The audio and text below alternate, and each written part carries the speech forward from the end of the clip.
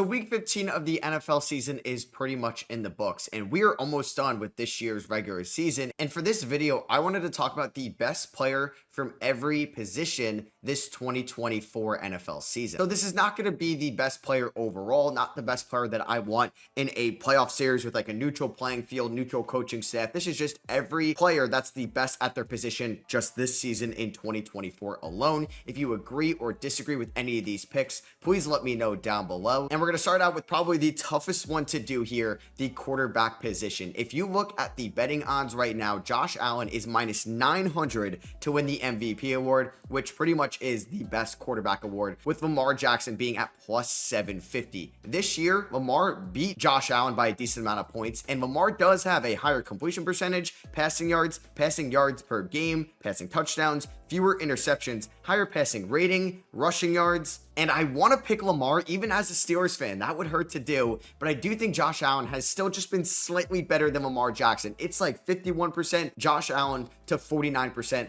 Lamar Jackson. I just feel like Josh Allen is put in these positions to make his team win this year, as they are 10-3 overall. They beat the number one team in the AFC, the Kansas City Chiefs. They just beat the number one team in the NFC, which was proclaimed as the best team in the NFL, the Detroit Lions in Detroit. And I'm not saying Lamar has elite weapons, because he doesn't by any means. He does have an elite running back, but Josh Allen is getting this out of Khalil Shakir, who's breaking out because of Josh Allen. Rookie Keon Coleman at times. James Cook in the backfield. Ray Davis is turning into a great receiving back. Dalton Kincaid, kind of been disappointing. And Dawson Knox, Curtis Samuel at times. And I just feel like Josh Allen as a whole this year has put his team in the positions to win, maybe 51% with Lamar at 49%. This was definitely the toughest one to do, and I think you're splitting hairs because Lamar Jackson is having an incredible season. But I think when it's all said and done, it's going to come back to that QB record so far this year. And with the Ravens having 5 losses, losing to the Raiders, the Browns, even the Steelers, a team that didn't even score a touchdown in that game, it's going to hurt Lamar's resume a little bit this year. And it's a shame because Lamar has 2 MVPs in the past, and just based off pure quarterback play alone, this is probably Lamar's best year, because he's been a great runner this year, but I think Lamar has taken another step as a passer. But I'm going to go with Josh Allen. Just the way he extends plays, the way he's able to scramble out of the pocket, make big time throws, big time plays. And I feel like you just can't count this team out. I know they just lost to the Rams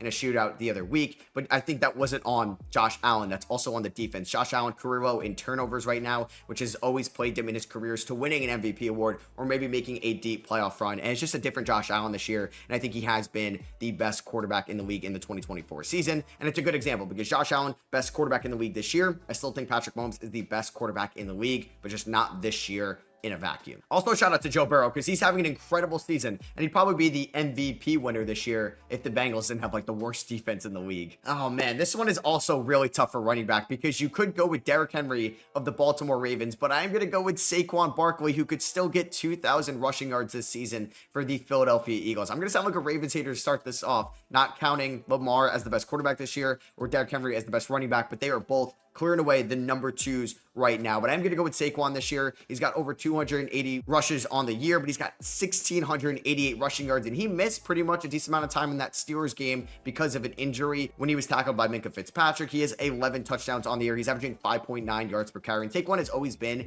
a top 5 running back in the league, and now you're putting him behind one of the best, if not the best, offensive line in football. And the way this offense is able to just slow things down with also having a good quarterback in Jalen Hurts and elite receivers out there in AJ Brown and Devonta Smith, just to put this offense together as a whole. So I'm going to go with Saquon, better than Derrick Henry. And it's a shame too, because Derrick Henry has been having an unreal year in his first year in Baltimore. Wide receiver, it's really tough as well. It's tough to go between 2 guys that played at LSU with Joe Burrow. And as much as I want to go with Justin Jefferson, I have to go with Jamar Chase, who has just been on another planet this year. So far this year, Jamar Chase leads the NFL in receiving yards with 1,413, unless Justin Jefferson goes for 300 tonight. He's got 15 touchdowns, 8 more than Justin Jefferson. He's got 102 receptions to J-Jeff 75 in 1 more game. And right now, Jamar Chase does have the triple crown in terms of receptions, yards, and touchdowns in the NFL this season, something we saw Cooper Kupp do a couple years ago. He's having an unreal year, and I don't think Saquon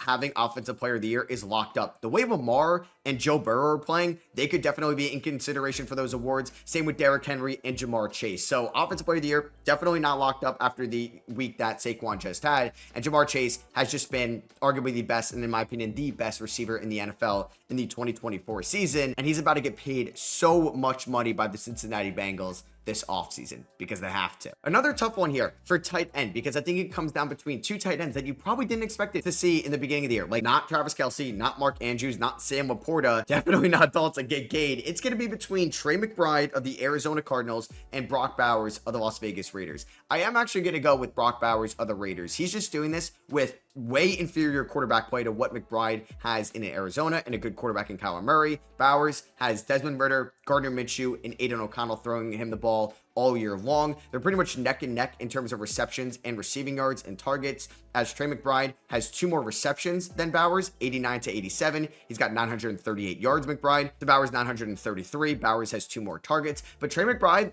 yet to have a touchdown this year, which is kind of odd, as Brock Bowers does have 4 on the year. And I think just him being a rookie and with much inferior quarterback play and with their numbers pretty much being identical, I'm going to side with Brock Bowers in this one and say that he's the best tight end in the 2024 season. And they're both fine as run blockers as well. And you can also give some love to George Kittle, whose numbers actually aren't far behind Brock Bowers or Trey McBride, and he's a much better run blocker and still one of the best run blocking tight ends in the NFL. So I think that's the trio this year: Kittle, Bowers, and McBride. If you actually went with Kittle, I'd be fine with it, but my stamp is going to be on Brock Bowers, the rookie. For offensive line, we're just going to do 1 tackle, 1 guard, and 1 center. And for the tackle, I'm going to go with Jordan Mailata of the Philadelphia Eagles. I alluded to before how Saquon has arguably the best offensive line in the NFL, and having Mailata on the tackle spot has just been unreal for Saquon's breakout year, as turning into a pretty much an MVP candidate at times this year, something we never really saw with him in the Giants, even though he was great over there, as Mailata is the #1 graded offensive tackle in terms of a PFF grade. He's got a 94 this year out of 80 tackles. He's 2nd in pass block, 1st in run block. And I think there's plenty of centers that you can go with. You can go with Rashawn Slater, Penei Sewell, Teron Armstead, or even Lane Johnson in Philadelphia. And yeah, just the Eagles have such a good offensive line right now. And it's crazy too, because they lost arguably the best center in the NFL, Jason Kelce, to retirement last year. And for interior offensive linemen at the guard spots, it was between 3 guys. Shout out to what Will Fries has done this year for the Colts, but just not maybe a decent enough sample size as some of the other guys. Kevin Zeitler of the Detroit Lions. I think you can also have Detroit up there with Philadelphia as the best offensive line in the NFL, but I'm going to go with Chris Lindstrom of the Atlanta Falcons, as Lindstrom also is the #1 graded guard in terms of a PFF grade this year with a 91.6 out of 76 guards. Not as high in pass blocking with a 63 grade. He's 40th in the NFL, but he's 1st in run blocking. So if you want to hold him back a little bit for the pass grade, that is fine. Dominic Puni as a rookie has been great this year for the San Francisco 49ers. Joe Thuney obviously has been a staple in terms of the best offensive interior lineman in the NFL over the last couple of years for the Kansas City Chiefs, but I'm going to go with Lindstrom in Atlanta. Let me know if you disagree in the comments. And for the center spot, I'm going to go with a Kansas City Chief. We are going to go with Creed Humphrey. I still can't believe he fell as far as he did in that 2021 NFL draft. How did he fall to the 2nd round? I feel like everybody knew he was going to be a beast out of Oklahoma. I wanted my Steelers to take him in the 1st round or the 2nd round. We ended up with Najee and Pat Freiermuth, but it would be nice to have the best center in the NFL, as Creed Humphrey has been just a beast this year. 2nd in terms of offensive grade, in terms of PFF, out of 41 centers, 1st in pass block, 2nd in run block this year. And it's funny too, because the Chiefs, I feel like, have the best trio in the NFL in terms of interior offensive linemen, with Creed Humphrey and then Joe Thuney and Trey Smith on his sides, but they just have subpar tackles on the perimeter. And then you can also give some love to Eric McCoy of the New Orleans Saints this year, Frank Ragnow of the Detroit Lions, and Tyler Linderbaum of the Baltimore Ravens. And we're going to go over to the defensive side of the field. I'm going to have somebody more in the interior defensive line and someone that also plays in the interior, but also as maybe a pure DN. So for the first D tackle spot, we're going to talk about Dexter Lawrence of the New York Giants. And this has been a very disappointing year for the Giants for a lot of reasons, but it's not because of Dexter Lawrence. And he has turned into being one of the best defensive tackles in all of football. He's got 9 sacks on the year throughout 12 games. He's got 44 total tackles. He's got 8 tackles for a loss. He's got 1 forced fumble. He's graded out very highly on PFF. He's graded as the 2nd best interior defensive lineman in all of the NFL. And this is definitely the best 1st round pick the New York Giants had in that 2019 draft over that quarterback that's currently playing for the Minnesota Vikings. And then the other guy we're going to talk about on the interior defensive line is going to be Cam Hayward of the Pittsburgh Steelers. Shout out to what Cam Hayward is doing this year in year number 14. Cam Hayward was drafted back in 2011. He's now 35 years old, and he's currently 16th in the NFL in sacks, as he's got 8 on the year. It's one of his best years of his career and we're in his mid-30s. He's got 11 tackles for loss. He's got 60 total tackles. He's graded out to be the #1 interior defensive lineman on PFF out of 121 eligible linemen. He's an elite pass rusher this year. And for the best edge rusher, we're going to talk about someone that is the favorite to win Defensive Player of the Year. Now, that may take a hit a little bit because he didn't play all that well to his standards against the Eagles, and he got hurt in that game. But I'm going to talk about TJ Watt, Cam Hayward's teammate, as he's still the odds-on favorite to win Defensive Player of the Year. He's -155 right now, as Pat Surtain is actually +380. And shout out to Nick Bonito, who is +1,300 in third place right now, as TJ Watt through 14 games this year has 11.5 sacks, 38 tackles, 6 forced fumbles. He leads the league in tackles for loss as well with 18 of those. He leads the league in forced fumbles that I just mentioned with 6. And this probably would have been Aiden Hutchinson if he never got hurt, but he's just an elite pass rusher once again. Teams have to align their best tackles to guard TJ Watt, and they pretty much have to double team him at times. And it just feels like almost every other play he's getting held just because of how much of a wrecking ball he is as an edge rusher this year, and he may get his second deploy of his career. For inside linebacker, it could be 2 guys. You could talk about Zach Braun of the Philadelphia Eagles having a career year, and it's going to be setting him up perfectly because he's a free agent at the end of the year. But I'm going to go with Fred Warner of the San Francisco 49ers. He's been playing on a fractured ankle since week 4, and he's still been arguably the best interior linebacker in the NFL. As Fred Warner's got 62 tackles on the year, he's got 4 forced fumbles. He's played in 14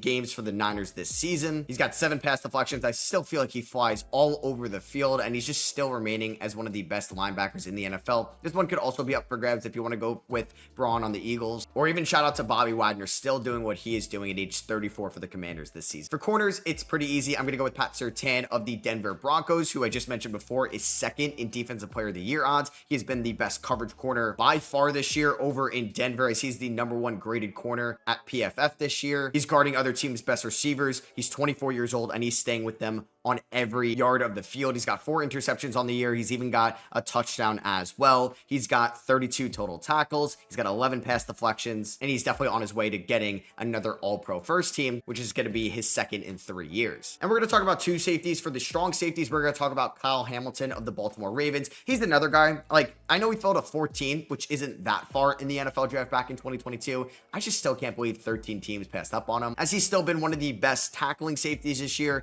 and coverage safeties so far on the year. He's got 2 sacks, 68 tackles, 1 forced fumble. He's the #3 graded safety in terms of PFF, as he's got an 80 coverage grade. He's got an 87 grade overall, which is 3rd out of 85 possible safeties. He's an elite tackler, and he's still staying as one of the best safeties in the NFL. He was an All-Pro first team member last year, and he's probably going to go back to back with those. And free safety, it's so tough because there's just 2 elite free safeties this year that I've talked about in almost every video on this channel so far: Xavier McKinney of the Green Bay Packers and Kirby Joseph of the Detroit Lions. And I think I'm still going to go with Kirby Joseph in this one, as he's just been an unreal coverage safety this year. He's got a 90.8 PFF grade, which is #1 out of 92 safeties. He's got 7 interceptions on the year, 1 tackle as well. He's got 68 total tackles, 10 pass deflections. And if you want to talk about 1As, 1Bs that we've done with Lamar Jackson and Josh Allen, Saquon Barkley and Derrick Henry, Jamar Chase and Justin Jefferson, this is maybe the closest race between Xavier McKinney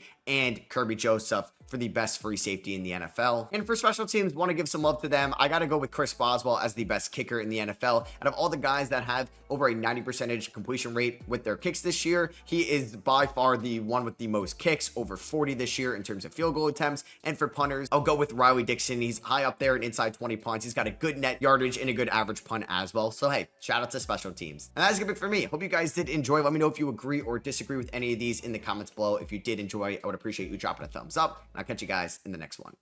Peace.